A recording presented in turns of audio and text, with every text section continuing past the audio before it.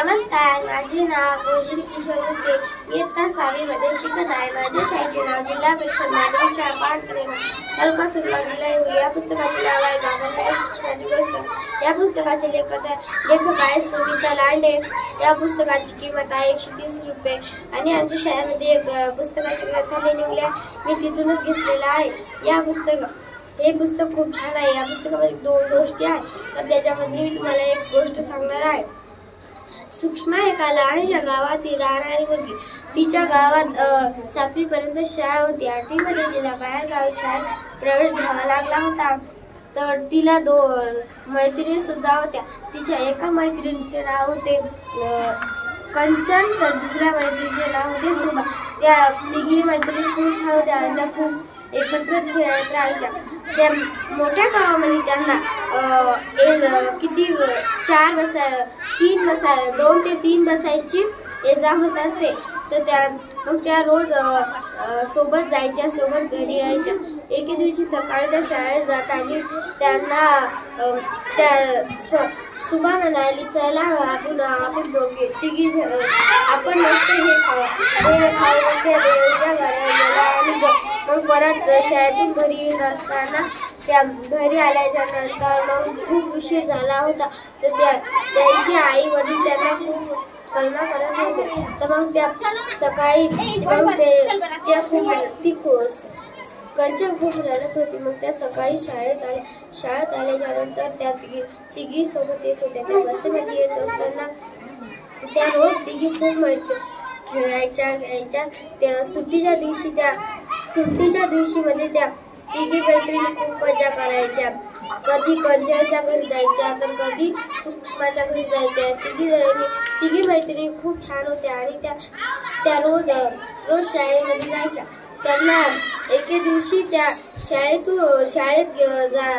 आल्याच्या नंतर त्यांना त्या सुषमा म्हणाली, माझी आई घरी नाही, चला आपण माझ्या घरी जाऊ.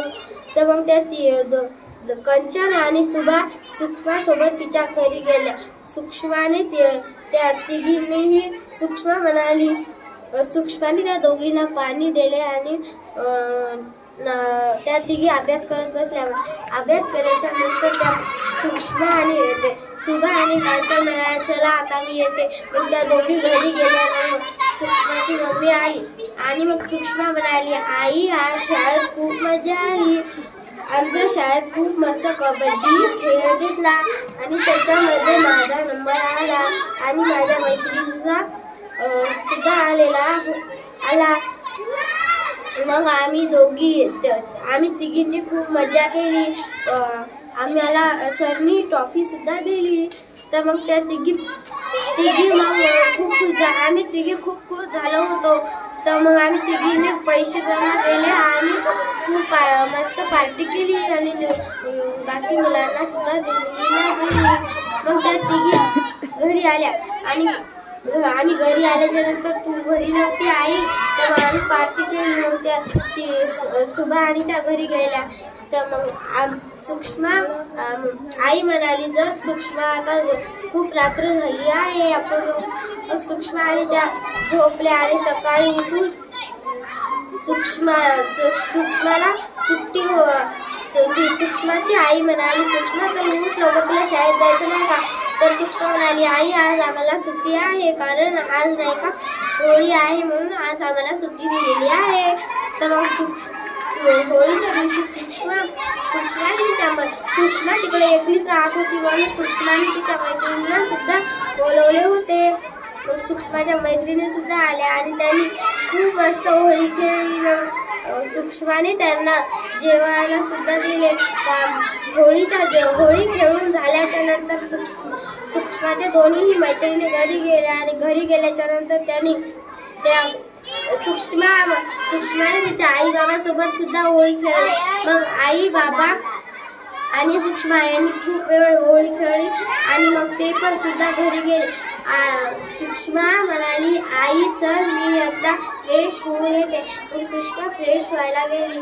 तिच्या आईने कारण सुषमाचा आज बर्थडे सुद्धा होता. तर मग सुषमाच्या आईने तिला तिच्या मैत्रिणी या सर्वांना बोलवले आणि सुषमाला खूप छान गिफ्ट दिले. सुषमा खूप खुश झाली होती. तर चला, माझी गोष्ट संपवते. धन्यवाद.